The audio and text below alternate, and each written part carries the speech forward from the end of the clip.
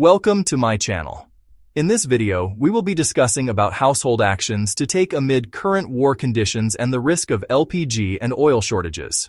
The current conflict involving Iran, the United States, and Israel has created a climate of deep uncertainty. As of March 28, 2026, Reuters reports that the war is ongoing, with signs of wider regional escalation. Reuters and the International Energy Agency have also reported major disruption risks to oil and gas flows, rising fuel prices, and active discussion of emergency measures to reduce energy demand and protect consumers. This does not mean that every household will immediately face the same level of shortage, but it does mean that caution, restraint, and preparation are reasonable responses. In difficult times, the first mistake many people make is psychological rather than financial. They continue living as if income will always be stable, supply will always be available, and daily convenience will always be guaranteed. That mindset can become dangerous when markets tighten, prices rise, or essential goods become less accessible. Households with limited or fixed income need to be especially alert.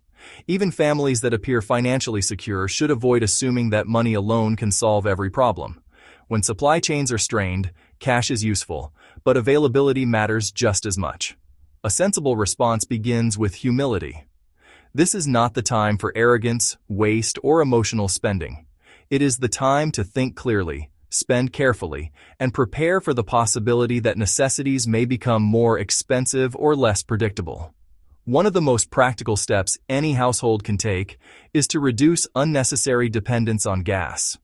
If gas supply becomes tighter or more costly, families that already have alternatives will be in a better position than those relying on a single fuel source for everything. Where it is practical and affordable, introducing an induction stove for part of the cooking load can be a useful adjustment. Even using it for one meal a day can reduce pressure on household gas consumption. Meal planning also matters. Cooking in a more deliberate way, combining tasks, and avoiding repeated reheating can help conserve both gas and electricity. In some homes, preparing one main meal with gas and shifting lighter cooking to induction or another safe alternative may reduce overall consumption. The key idea is not discomfort for its own sake, but flexibility. A household that can adapt its cooking methods is more resilient than one that cannot. Electricity, too, should be used with discipline. Lights, fans, geysers, and appliances should not remain on when they are not needed. This is simple advice, but it becomes important in periods of rising energy costs. The International Energy Agency has publicly emphasized demand reduction measures, including practical household energy saving and reduced fuel use, as part of a wider response to current energy market pressure. Periods of uncertainty expose the difference between need and habit. Many purchases that feel normal in comfortable times turn out to be unnecessary when conditions tighten.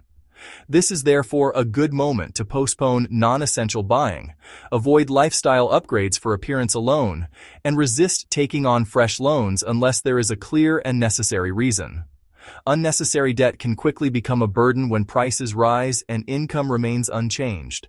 The wiser path is to strengthen savings, keep cash available for essentials, and reduce exposure to avoidable financial pressure. The same logic applies to show-off spending. Public display, status buying, and spending beyond one's means may impress others for a moment, but they weaken household stability when conditions become uncertain. Frugality should not be mocked. It is not stinginess. It is discipline. In hard times, disciplined households suffer less. Food discipline is another important part of preparedness. Families do not need luxury during uncertain periods. They need consistency, nourishment, and less waste. Cooking only what is needed, eating reasonable portions, and being willing to use leftovers are simple but powerful habits.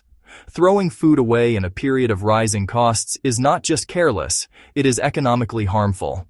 Simple, staple-based meals often make more sense than expensive or elaborate food routines.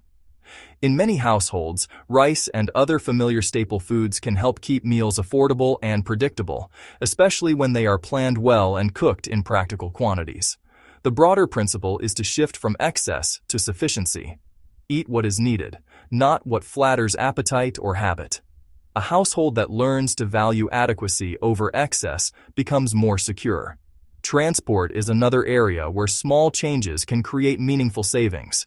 If the current conflict continues to pressure energy markets, petrol, diesel, kerosene, and cooking fuel may remain expensive or volatile.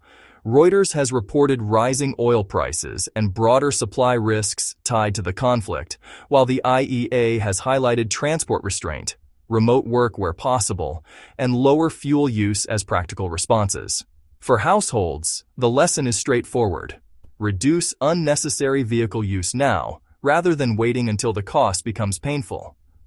Combine errands, avoid casual trips, use public transport where practical, share rides when possible, and think before driving.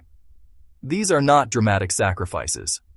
They are sensible adjustments that protect household finances. Careful living should not be confused with fear. It is possible to be alert without becoming alarmist. No one can predict every outcome of a war or a prolonged economic disruption. It is fair to say that this is not a prophecy. It is an assessment based on present risks. Preparation is not panic. It is maturity. This also means avoiding impulsive reactions. This may not be the right time for emotionally driven purchases of luxury goods, decorative items, or speculative buying simply because uncertainty feels uncomfortable. Stability usually comes from steady habits, not dramatic reactions. In difficult times, external pressure often enters the home through stress, irritability, silence, and conflict. That is why emotional discipline matters as much as financial discipline. Families should make a conscious effort to support one another, communicate respectfully, and avoid turning anxiety into anger. Tough periods become harder when members of the same household begin competing, blaming, or withdrawing from one another. This is not only common sense, it is consistent with public health guidance. The World Health Organization notes that emergencies often produce anxiety, sadness, sleep problems, fatigue, irritability, and anger, and that maintaining coping routines and mental steadiness is important during crisis conditions. For many people, prayer, meditation, and spiritual practice can help maintain that steadiness. Even for those who are not religious, a daily habit of reflection, gratitude, or quiet discipline can improve morale. A calm home is a form of strength. The most useful response to uncertain times is not pride, panic, or denial. It is restraint. Spend less, waste less, borrow less, use less energy, drive less, cook wisely, save money, support your family, stay mentally steady. None of these steps guarantee protection from larger events, but they do increase resilience. They help households remain functional, dignified, and prepared, even when the outside world becomes unstable. Above all, the hope should remain the same, that wisdom prevails, violence ends quickly, and peace returns. Until then, living carefully is not weakness. It is good sense. If you enjoyed the video, don't forget to like, comment, and share it. Subscribe to my channel for more content on relationships and family, social issues and empowerment, mental health and personal growth, and a variety of other topics.